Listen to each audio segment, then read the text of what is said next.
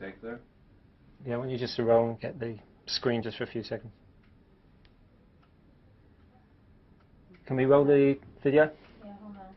Oh. You have to stop it and play because it doesn't go from pause, it doesn't go to play. Okay. So, it goes.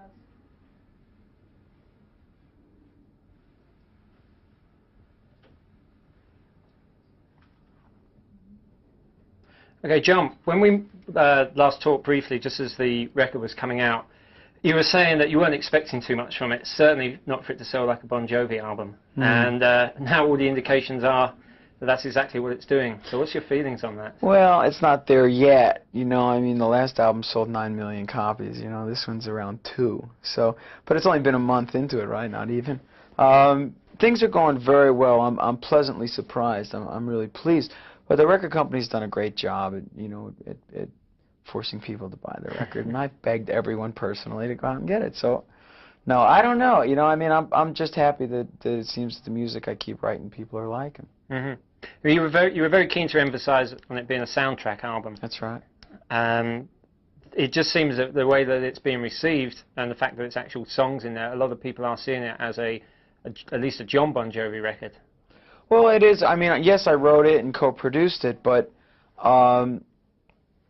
you know, if it was a solo album or my stepping away from Bon Jovi, I would write about more. The subject matter would differ. You know, would be drastically different. Where this, I wrote it to a script, so I was rather limited in what I could write about. So I have to just defend what I'd said all along. That it's still a soundtrack album. It's a soundtrack, yeah. Right. And again, I'm just picking up on some things. It's interesting seeing how it has shot up the charts worldwide so quickly. You were also saying I can only expect it to do as good or to be as good as a movie. The indications are that it's doing that much better than the movie. That doesn't happen so often. I mean, this seems to be one of those rare cases of a soundtrack outselling a movie. Well, geez, I don't know, because it's my first experience in it, so I haven't really followed how those have worked before. But being at Blaze of Glory, you know, did so well, and it went to #1 in several countries around the world. That, yeah, it's had a lot of staying power. I mean, I'm pleasantly surprised. I'm very happy. I was very proud of the material on the record. I'm very proud of the record, the sound quality, to the writing, to the performances. I just, I hope that it has the longevity now. Now we'll see. The movie's just leaving the theaters, you know, so let's see how the second single fares. Okay, I know you've obviously told plenty of people this over the past couple of months, but for our benefit, tell us about the story of how you got to do the soundtrack for Young Guns 2. Well, Emilio Estevez, who plays Billy the Kid in the movie, who you could probably see on the television, he asked me if they could use Wanted Dead or Alive. And though I was very pleased, I knew that I couldn't let him do that because lyrically the song wouldn't work. So I wrote him Blaze of Glory. And I took that out to the movie set, played it for them, and with that in mind went home and continued to write, hoping to do the whole album. So I sent them out 3 more demos, and then they said, yeah, they like that. Then I sent them out 4 more demos, and they said they like that. Then they said, go ahead, do the album, and then I wrote the final 2 in the studio. Okay. So did you find it very easy? I did. I really, truly did. Because when you're given a script, you're handed a book and said, write this. You do, you see.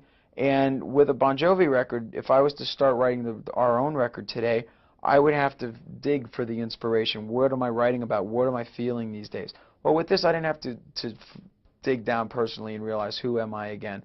I just had to open up to page 110 and say, geez, Kiefer's character needs a song. And that's how I wrote the album. Okay. For the benefit of people who haven't seen the film or maybe aren't going to, all the characters that you refer to in the songs are characters in the film? All of them. Everything to do with this album from start to finish is the movie. Okay. So were you a big fan of Western movies? I was a very big fan of the Western.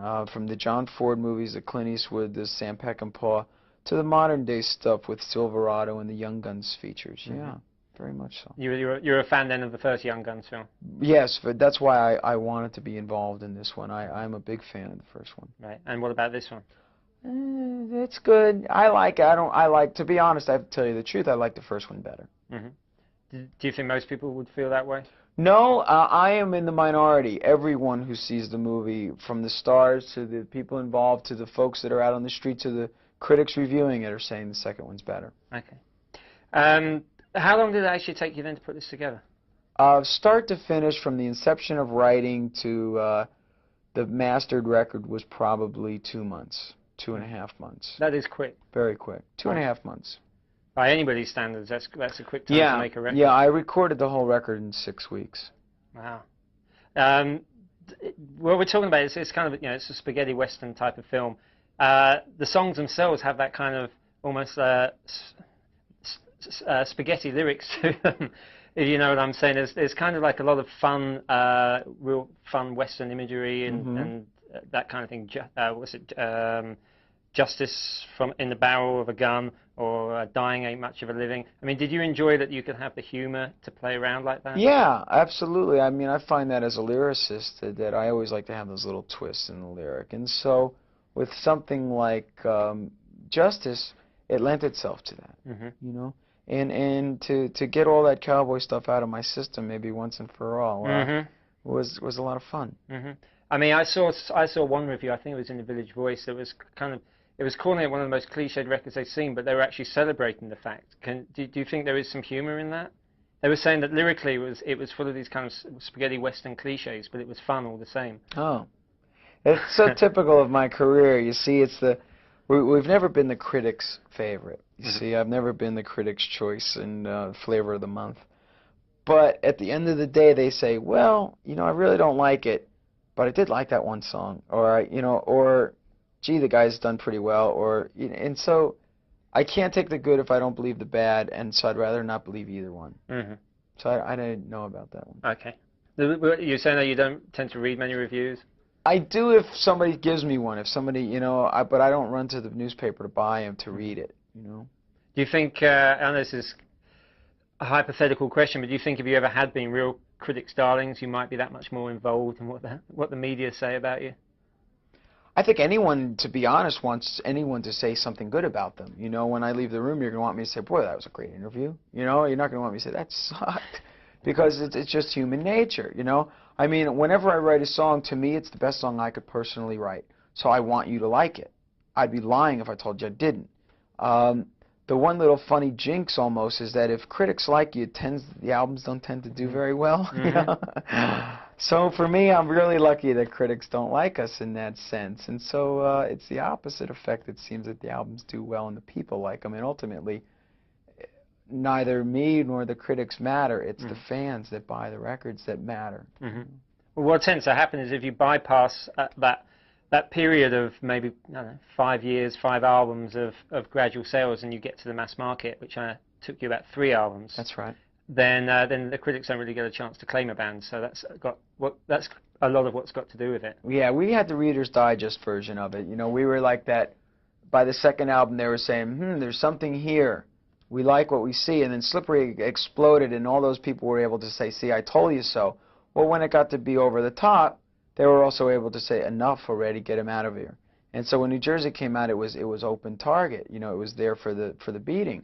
But fortunately for us, it did well with the folks. So we had all those hits on it, and we played as many shows as we did even on the Slippery tour. Same thing with this Cowboy record. Now it was a departure as far as I'm concerned, but yet it left me open to whatever, and I don't really care. It's just that it really doesn't matter. What type of music did you listen to when recording Young Guns? I was listening to Dylan's soundtrack from Pat Garrett and Billy the Kid. I listened to Dylan's Oh Mercy album. I listened to Bad Company, Hank Williams, things in that vein, You pulled in some pretty big star names for a record that was turned around in 6 weeks. Is it very easy to put in people like Jeff Beck and Elton John, Little Richard? It was pretty easy to do for this record, to tell you the truth. I was just fortunate enough that their schedules and mine didn't conflict. And so Elton happened to be in Los Angeles doing a record. Richard lives there. And Jeff had just finished a tour and was anxious to start working with some other people, so he came over. Right. Now, you're still in your late 20s, and these guys have been around for a long time. Do you feel comfortable working with these people, given your status, or is there still a little element of the fan in you? Oh, there's a lot of element of a fan. I mean, there's an element of a fan in Jeff Beck. With Little Richard, there's an element of everyone with Elton. Absolutely. I'm a fan first. I can't swallow that. Oh, I don't get it. I mean, to me, they're like, wow, that's Jeff Beck. It's Jeff Beck. And I got like a picture of me and him together just so I can keep it. So, oh, absolutely, I'm a fan. Right. So you couldn't. It sounds like you're saying you couldn't have somebody, an old star playing on your record just because they're an old star. I mean, you would want to be totally into them. Oh, absolutely, absolutely. I wouldn't do it if I didn't know who it was or didn't really care. No. I mean, first of all, we got Richard because he could add to the record. That's why you get him, because he can add something. Second, he's Little Richard, and everybody wants to meet Little Richard, including me. Yeah. So how is he these days? He's what you think he is. He's a nut job. He's the best. He's a legend's legend. Is he a fun in the studio? Is he very quick to work through? Yeah, he's rather quick, and you never felt so holy in your whole life. God bless you. God bless you. God bless you. I didn't sneeze. God bless you. Does he? Does he keep telling stories? I mean, does he have a story about? He's told me quite a few. Yeah, absolutely. I was not referring to me, but he would tell you Elvis stories and Jerry Lee stories and Chuck Berry stories. Oh, absolutely. Any good ones that? A lot of nasty, dirty ones, to tell you the truth, that I don't think he or I want to repeat on national television. Great stuff about the King. Really? I love that. So now, does the record's success have any effect on the future of Bon Jovi? It's probably helped pull it back together, to tell you the truth. I had a #1 single here in America, and the album's at, #3 this week or something, or 2. And you know what? This is my 5th one. And it was satisfying because I wrote it and produced it. On the other hand, it wasn't as much fun, because whenever we had done it in the past, you'd be able to call the other 4 guys and go, yeah. This time I picked up the phone and there wasn't anyone there. You did it all yourself. And it's nice, but it's not as much fun, you see, so you miss that. You missed the team spirit. Yeah. Did the other guys call you and congratulate you? Let me think. No, tell you the truth. I saw Tico and he congratulated me. And I saw Richie, and he sort of did. And I didn't see. They pretend it's like the record that never was, But I understand that, I mean, they're an integral part of what Bon Jovi is, and so as far as Tico's concerned, that wasn't a drummer. That was just Kenny Aronoff. Just Kenny Aronoff. It wasn't another drummer. Right. So, yeah. Okay. Now I know when this came out, you were very keen to tell people, just because I'm doing a solo record doesn't mean the end of Bon Jovi. I remember from last time we talked, you said you're going on tour at the end of the year. So you made that very, very clear. But now that the record's had some success and you've been able to view things, I mean, one reason that you said you were making this record was because the others were all going off and doing their own projects, and you didn't want to be like doing nothing. You got the chance to do this.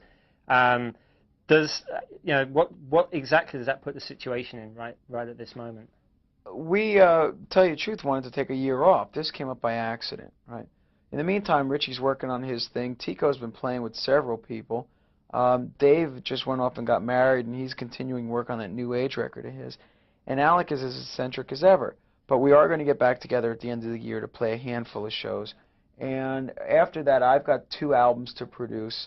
But after that, come April, May, I plan to start writing for the next Bon Jovi record. And at that time, we're going to get the gears rolling again.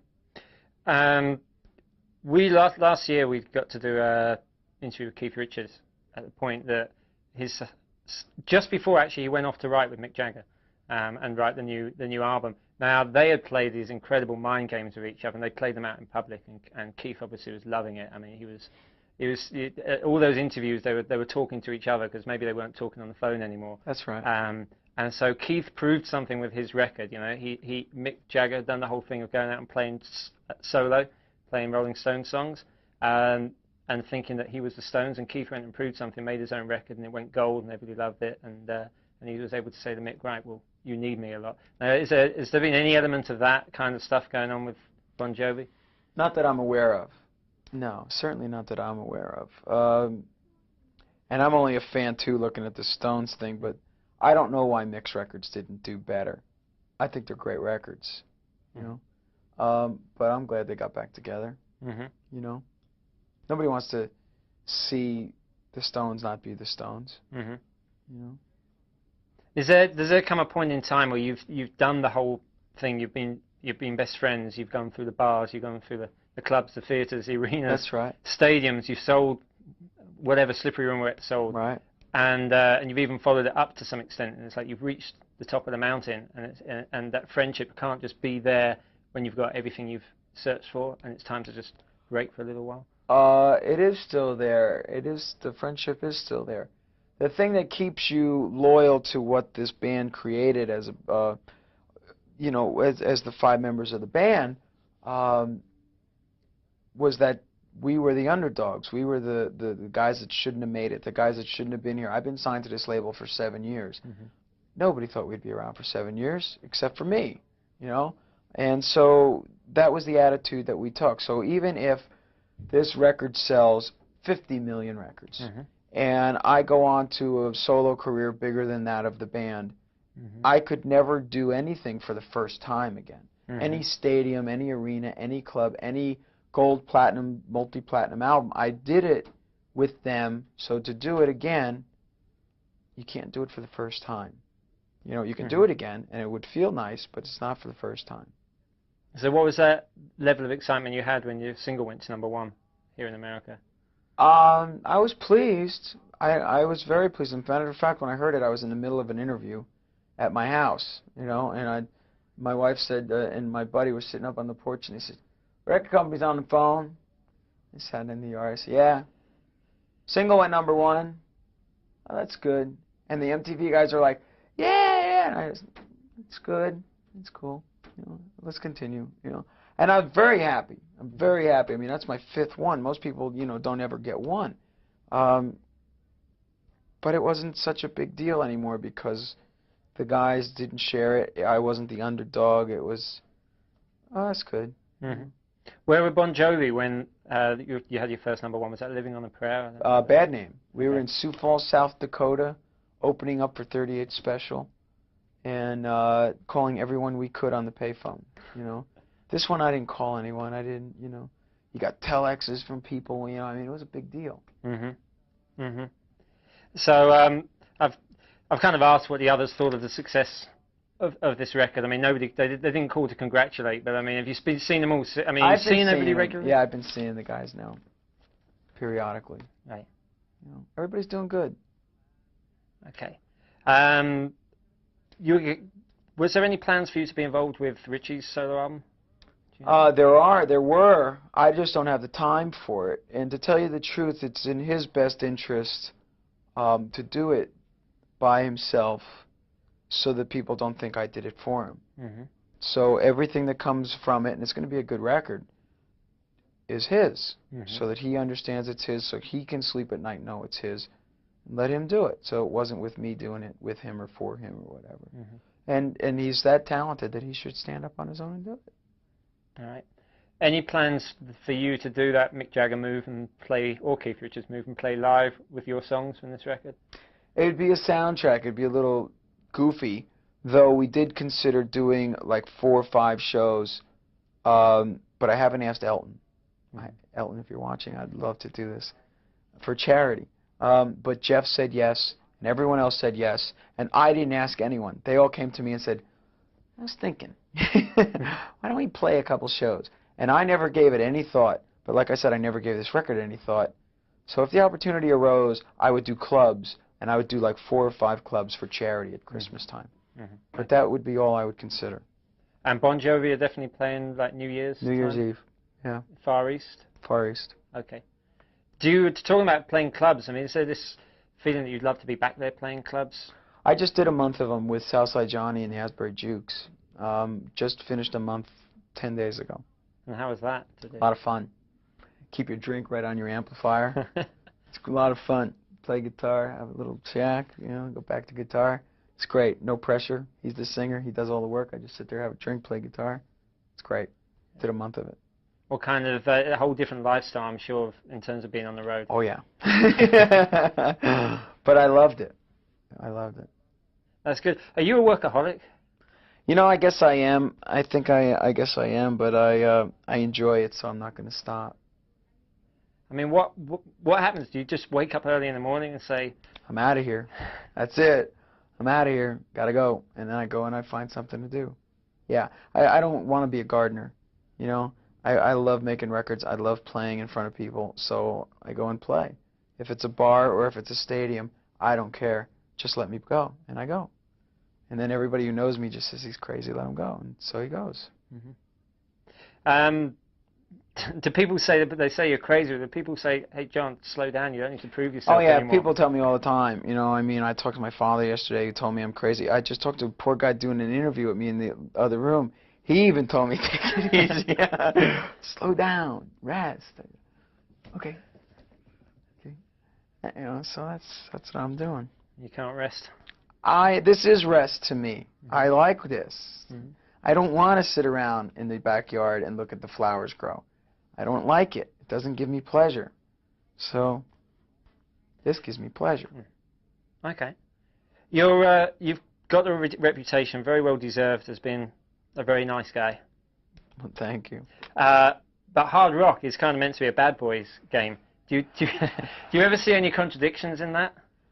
I'm just me. You know, I realized early on not to try to be somebody else in any of the other bands or any of the anythings. I mean, when we went out with the Scorpions, we watched the Scorps every night, and we would be influenced by how to perform in an arena. That was a good learning experience. The next year, we realized that our first album didn't sell very well. It did about 350,000 copies here in America. But there was Rat and Motley and Twisted Sister and Dokken, who had all outsold us. And we were sitting there going like, Christ, we worked hard. What happened? And we said, let's try to be an LA band. And we tried that whole thing, right? You got makeup on and you got movie star girlfriends and then we all like would go in the dressing room at night and go, Jesus, I look like my sister. You know, this ain't right. And this movie star, get out of here. And we realized that after the Fahrenheit album, go back to what you are, man. Be you again and go back to Jersey. And if people dig you for you, then cool. And if they don't, at least you gave it your best shot. But to try to be Boy George or the Flavor of the Month Club, you're in trouble, you know, when it comes down to you being you. So all I can do is be me, and if it doesn't fit what hard rock is, well, then I have to make hard rock me, you know, and try it that way. Because I can't pretend to be somebody I'm not. Is there kind of a bad side and not so Mr. Nice Guy side that people don't see? I mean, you kind of just... I hope not. I'd rather be known as a nice guy than a limousine, you know, champagne and movie star kind of guy. I like going home. I've come to terms with that. You know, that's where I am happiest, is right down the turnpike in Jersey. What's your idea of a good time, Mike?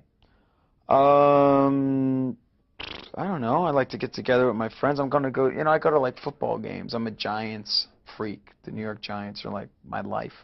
So I'm going with the team tomorrow to Dallas. That's a good time to me. You get to travel with the team. Well, I'm gonna be like right on the sidelines, the whole thing. Yeah. So like that's fun to me. But I mean, typically I like to sit down with my friends and have a bottle of, you know, whatever, and have a few drinks and a few laughs and go out.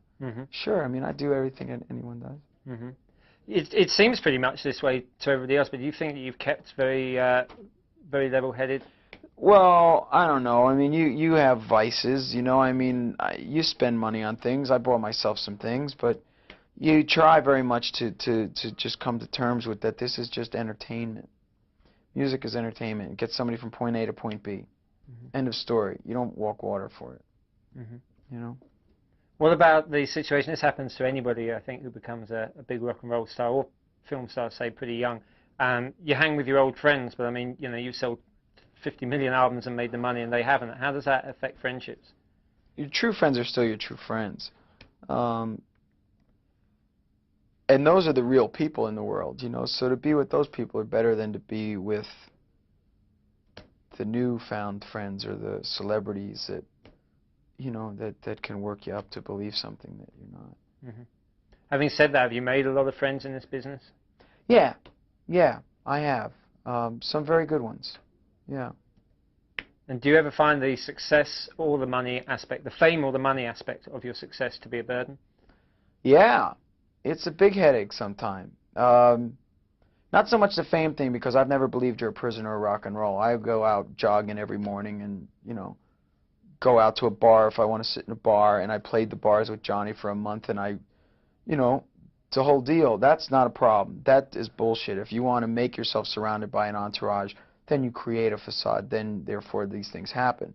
But there's always people that are trying to steal your money and trying to steal the band's money and trying to offer you a new scam or trying to do something so that the band is just their whores and they're a bunch of pimps. And this is a rotten business of that, real rotten. Mm-hmm. But you got to just try to watch out for yourself and the guys. Mm-hmm.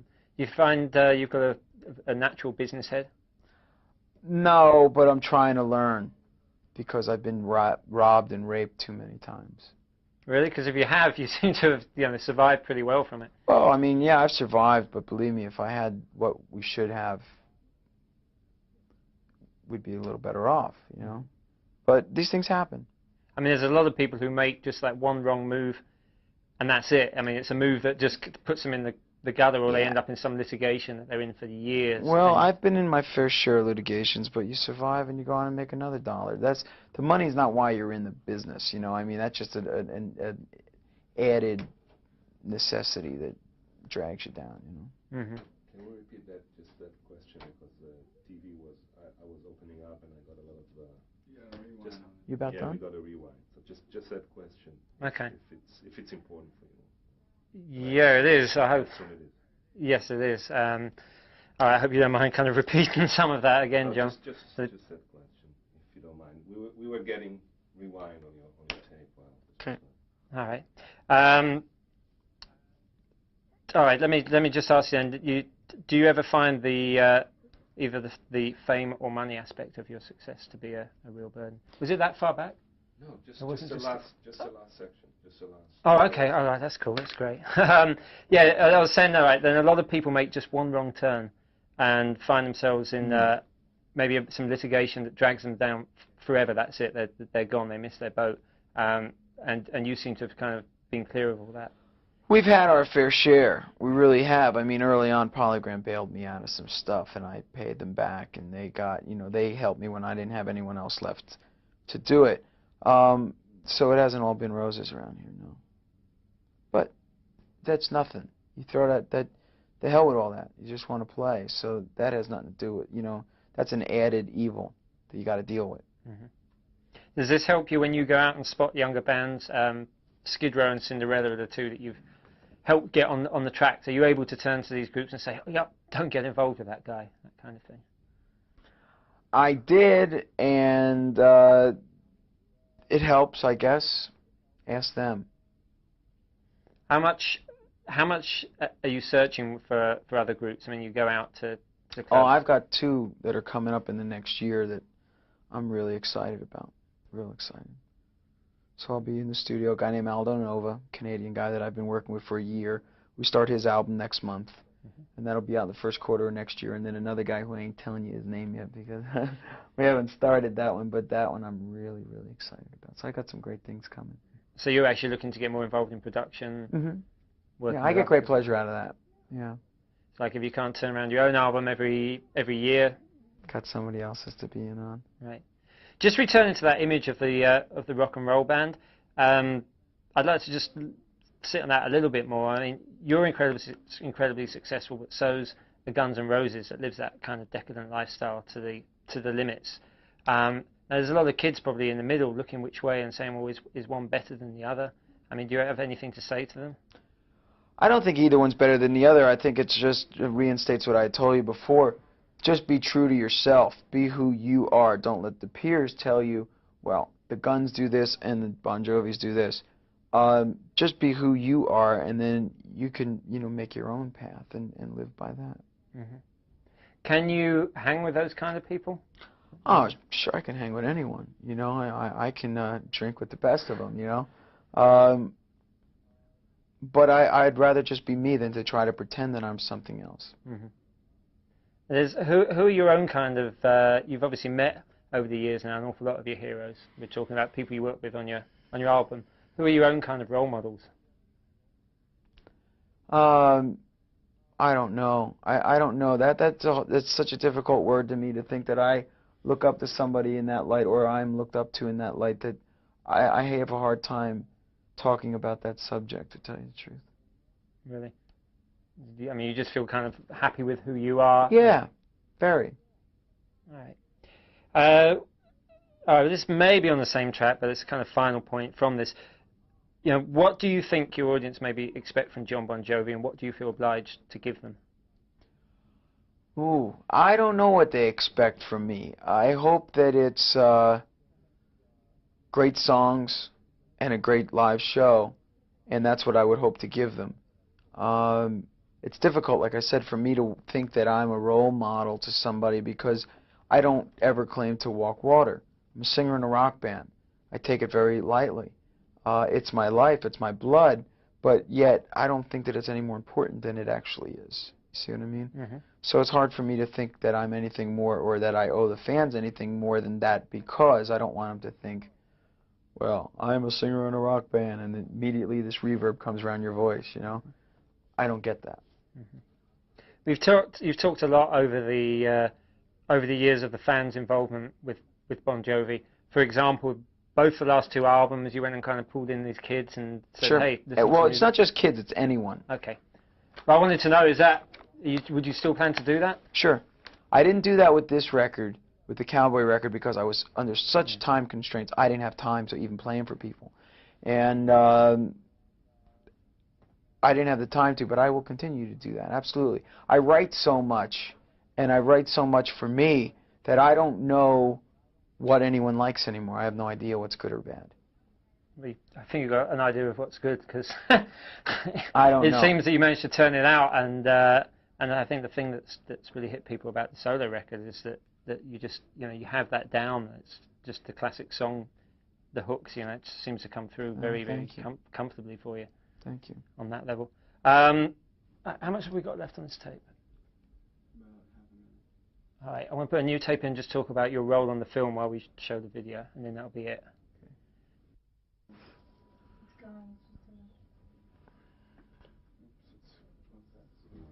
And again. Oh, we can go from there.